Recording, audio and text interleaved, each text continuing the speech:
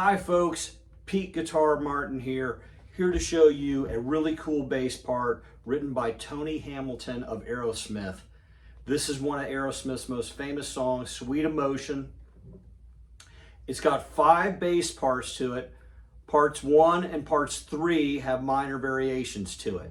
So I'm going to start out with this iconic bass intro here on the 12th fret 3rd string. It starts with the 3rd finger there.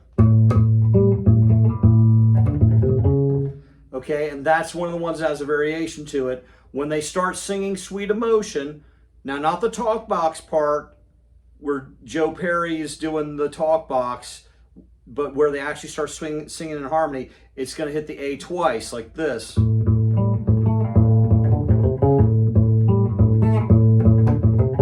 Okay, so that part and the 5th part are the same. They're played totally different because they're in different keys and they're different places on the neck.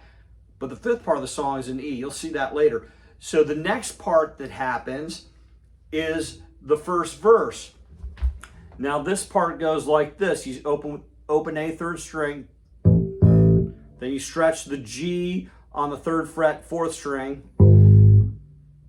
And then you hit the open A again. And you stretch again on the G. And then you hit the G and stretch it. And this time you put your 3rd finger down on the A 5th fret 4th string. Then an open A. And then while that's still ringing, you play the A on the 2nd string 7th fret. So it starts out like this. And then I'm going to do the repetition. You'll see how it works.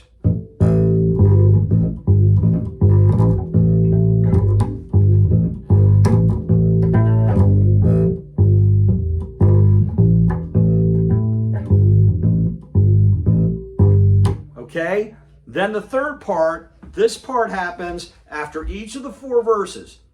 After verses 1 and verses 3, it does 4 repetitions. After verses 2 and verses 4, it does 8 repetitions. And there's a variation at the end of that in terms of rhythm. And this starts on the 3rd string, A string, the D note on the 5th fret. It does a pull off from fingers 3 to 1 to the C. And then it does this and picks everything else, or plucks. We're plucking with our fingers. That's the way Tony plays, as far as I can tell, at least on this song.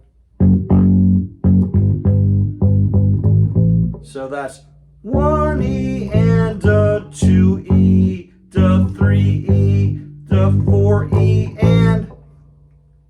Okay, and then the last time, the rhythm's a little different. 1 E and a 2 E, the 3 and E. All right?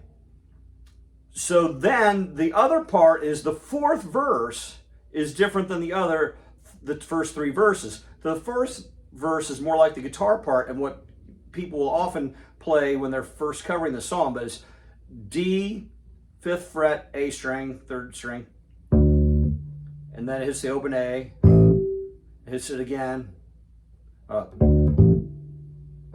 Wait. Oh boy.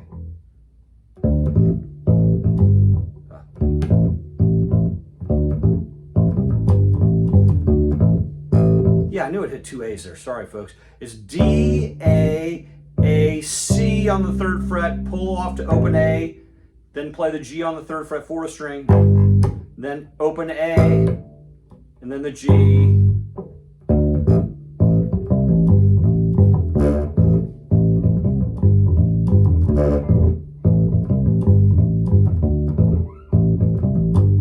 Then it goes.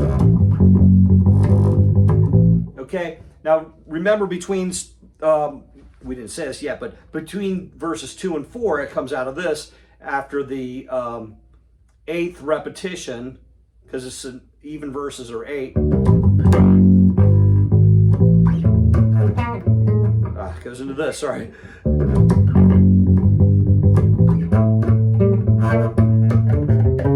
So this is 3rd fret, 12th, 3rd fret, 3rd string, 12th fret. We hit that twice, and then that rings the whole time. You keep that down, it sustains. Then you play 12th fret 1st string with your pinky. Then you play 14th. You hit this in between. You play 14th fret 1st string again, and then you do the 2nd string, the D, on the 12th fret, then the A again, and then the C on fret 10th on the second string, and you hammer. No, you don't hammer, you pick it. C to C sharp. So that's A, G, A, D, A, C, C sharp. Okay, and then sometimes it does, and I believe it's just in the beginning, or maybe it happens again in the interim part. You can listen to it. I hit the A twice there, like. See how I hit it twice there? This A on the third string.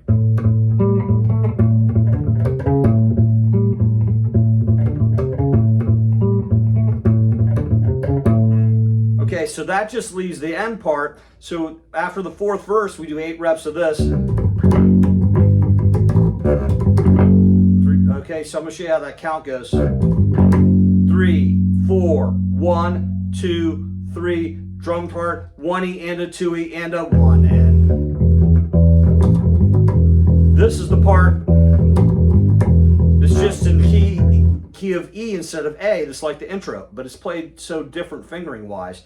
It's open E twice, then the D on the 5th fret 3rd string, then open E, and then you hit the E twice on the 7th fret 3rd string, then open E, then A on the 5th fret, then open E, then A on a G on the 3rd fret, and you hammer from G to G sharp from frets 3 to 4 on the 4th string. So it goes like this: E, E, D, E, E, E, E, A, E, G, G sharp.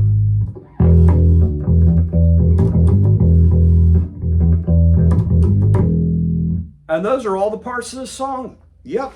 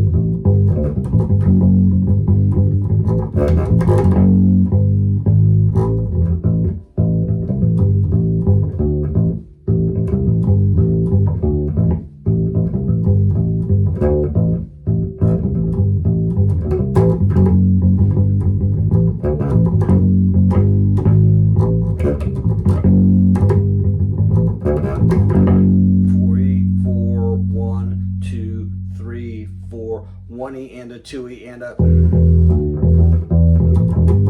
So that snare drum solo is a 2/4 measure in the middle of a 4/4 song. Obviously, I didn't do the correct number of repetitions, trying to save a little time, make the video a little shorter. But there you have it. That's the parts, the best I can tell. It was really hard to figure out, especially at the beginning, but I'm pretty sure I got these parts correct now, folks. I'd love to hear from you. I hope you have a great day. Hope you have fun learning and playing this song.